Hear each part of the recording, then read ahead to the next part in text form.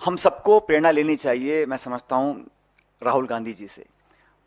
उनके ऊपर भी नाना प्रकार के केस थोपे गए, ईडी ने कई बार उनको बुलाया, हर बार वो पेश हुए, अपनी बात को रखा। इसलिए कांग्रेस के नेताओं कार्यकर्ताओं को डरने की कोई जरूरत नहीं है।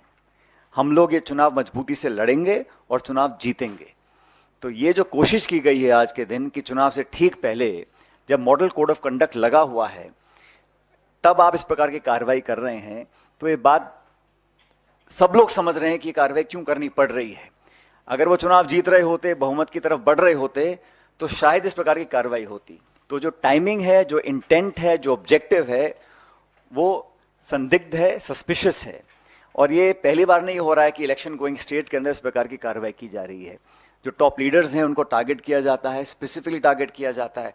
और जब चुनाव खत्म हो जाता है तो वो खबरें जब सुर्खियों से हट जाती हैं तो उसका कुछ अता पता रहता नहीं, उन केसेस का, उन आरोपों का, उन छापों का, उन नोटिस का, उन समन्स का।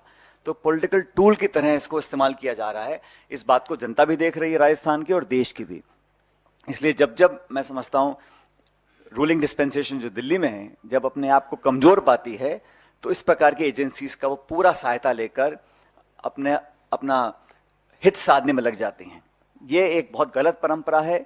ये लोकतंत्र के लिए, जैसा मैंने पहले कहा, एक अच्छा संकेत नहीं है। और जैसा मैंने कहा कि आज जो हुआ है उसको पूरा प्रदेश देख रहा है, इलेक्शन गोइंग स्टेट है।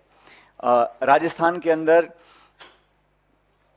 जब जब करप्शन के इश्यूज आए उस पर कार्रवाई करने की मांग पहले भी होती, आज भी होती आई है।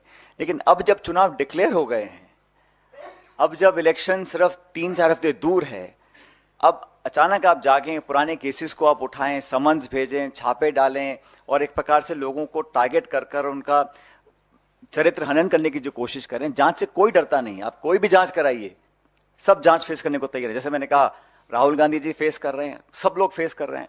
लेकिन इलेक्शन की पूर्व संध्या पर इस प्रकार की कार्रवाई होना, इसकी मैं भर्त्सना करता हूं, इसकी मैं निंदा करता हूं कि ये जो किया गया है ये पूर्ण तरह पॉलिटिकली मोटिवेटेड है।